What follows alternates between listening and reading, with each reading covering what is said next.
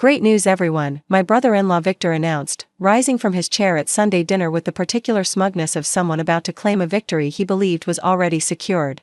Grandma signed the farm over to me yesterday.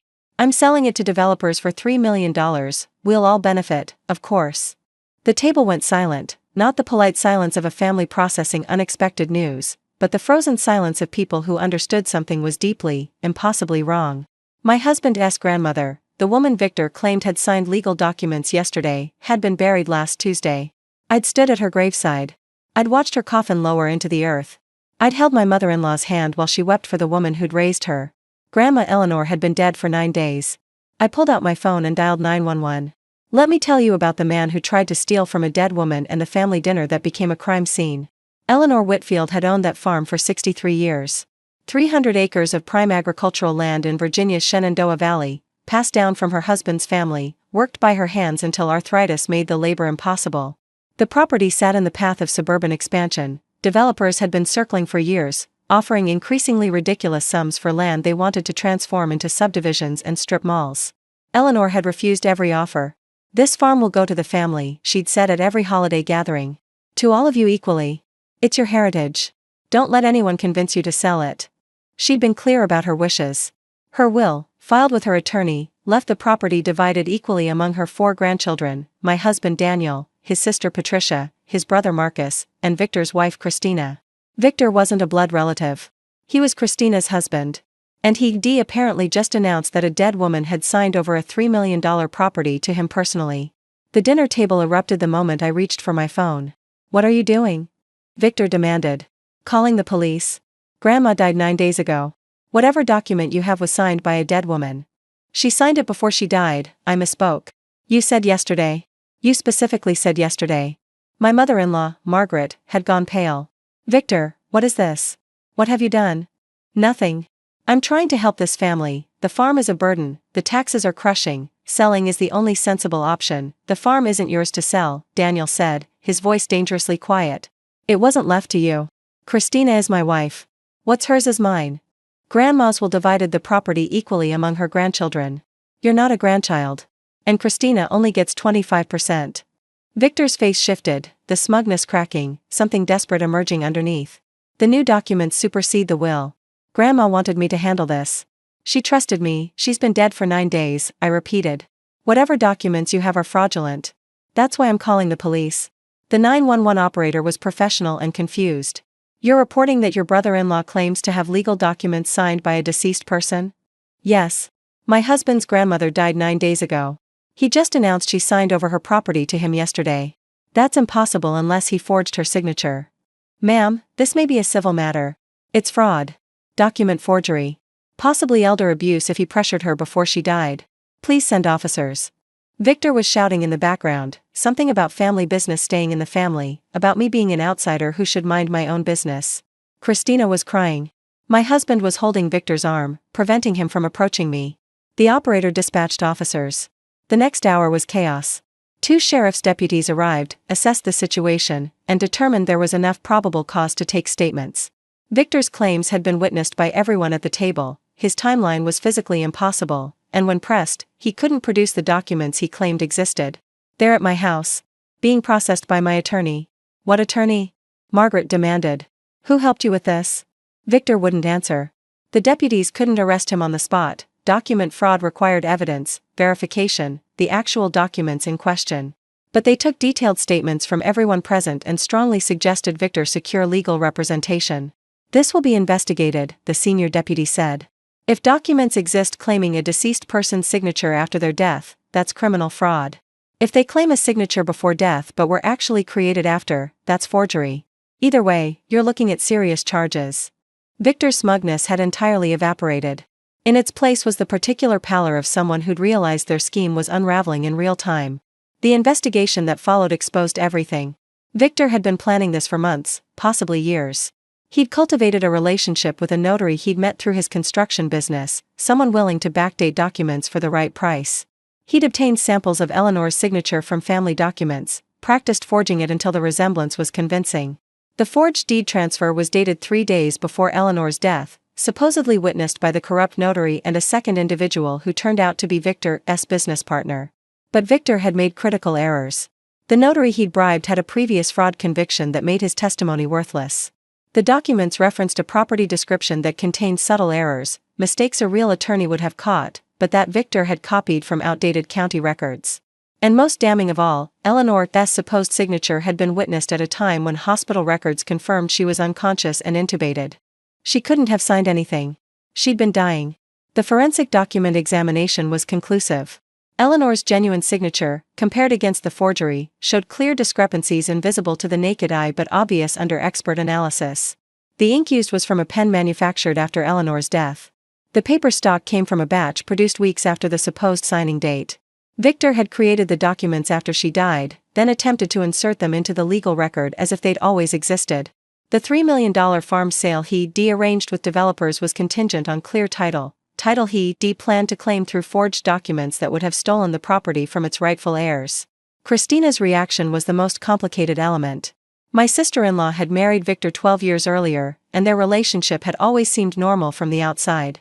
She had no involvement in the fraud, the investigation confirmed this, but she'd also been willfully blind to warning signs that had been accumulating for months.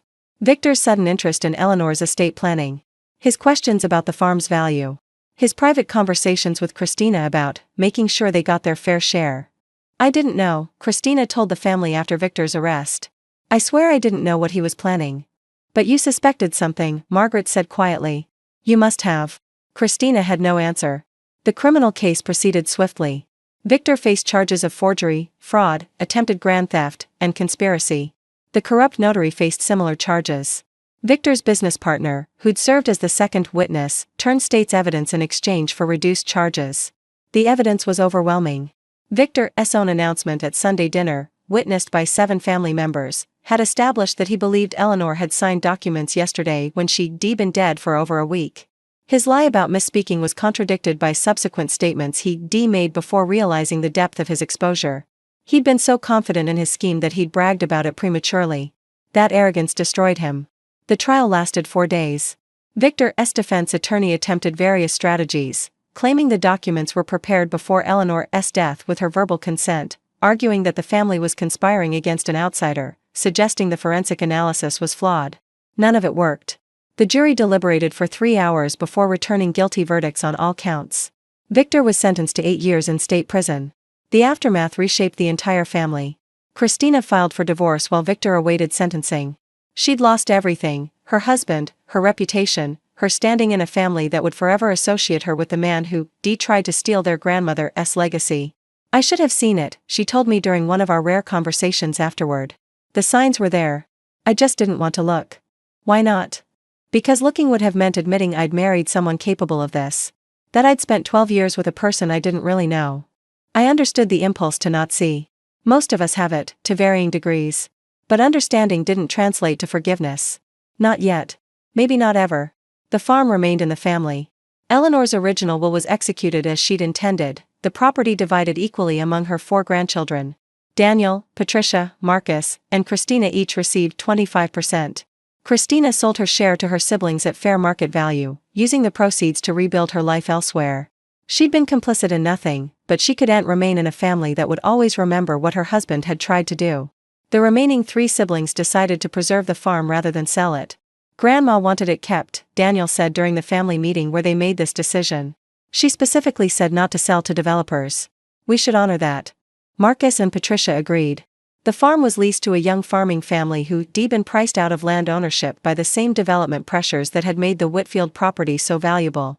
They'd work the land, maintain its agricultural character, and pay enough rent to cover the property taxes Eleanor had worried about. It wasn't the most profitable choice. But it was the right one. I think about that Sunday dinner often. The moment Victor stood up, champagne in hand, ready to announce his victory. The absolute confidence in his voice as he claimed a dead woman had signed over her property. The certainty that his scheme had worked, that the family would accept his story, that $3 million was about to flow into his accounts. He'd been planning it for months. Maybe years. He'd bribed a notary, forged documents, arranged a sale with developers who'd been circling the property for a decade.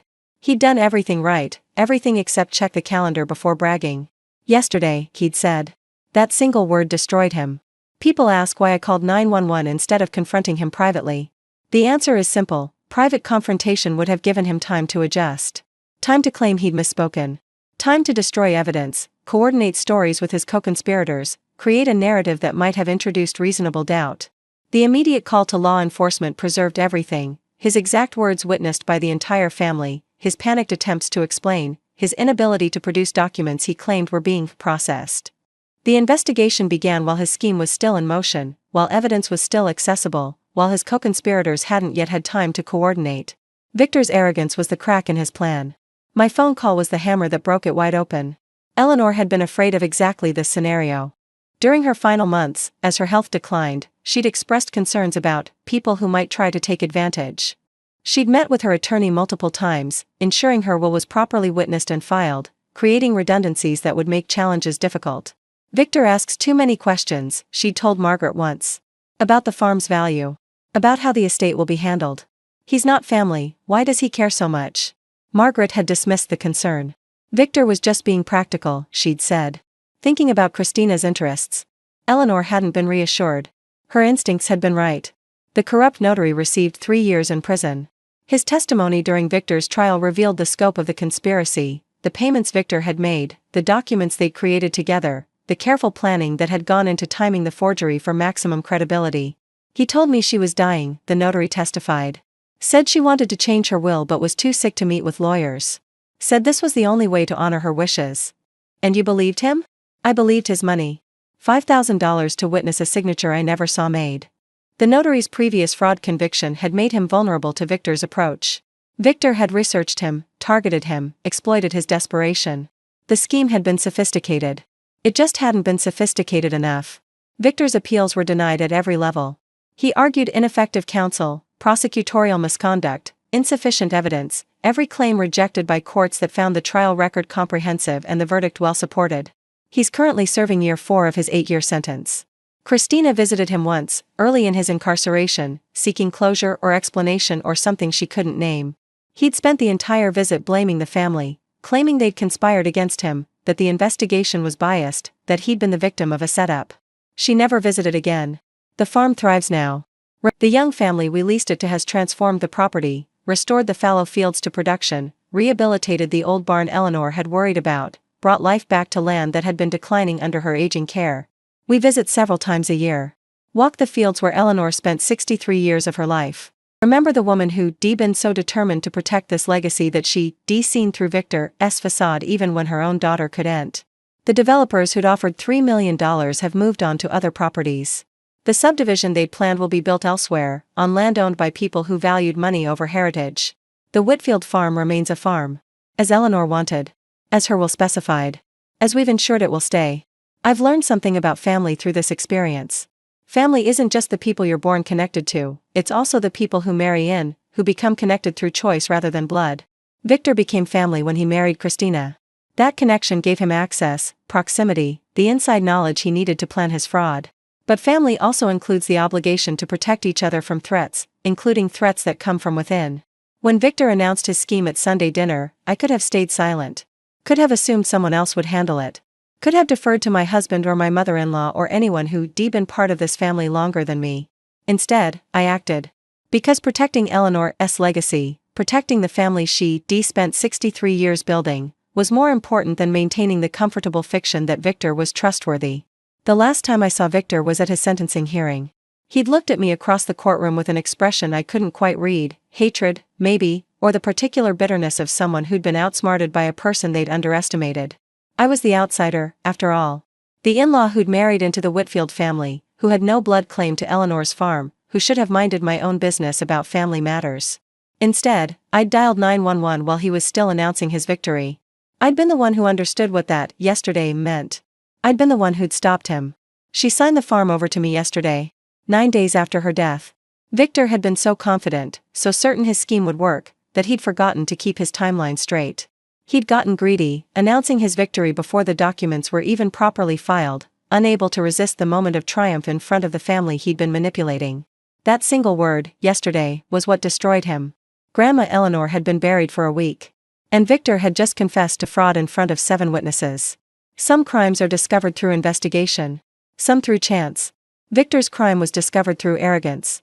He couldn't resist bragging. Couldn't resist announcing his victory. Couldn't resist the pleasure of watching the family realize he'd outmaneuvered them all. But bragging requires an audience. And audiences include people who pay attention. I paid attention. And then I called the police. The farm will pass to the next generation eventually. Daniel and I have discussed what we'll do with our share, probably continue the lease arrangement, let the young farming family build something lasting on land that deserves to be worked rather than developed. Our children will inherit after us. They'll make their own decisions. But they'll know the story. They'll know what their great-grandmother wanted, what their family protected, what one man tried to steal and why he failed. They'll know that Sunday dinner when everything changed. And they'll know that sometimes, protecting family means being willing to destroy the pretense of family harmony, being willing to call the police on someone who is supposed to be one of you. Victor was family by marriage. Eleanor was family by blood and love and 63 years of sacrifice. I knew which family mattered more. I made the call.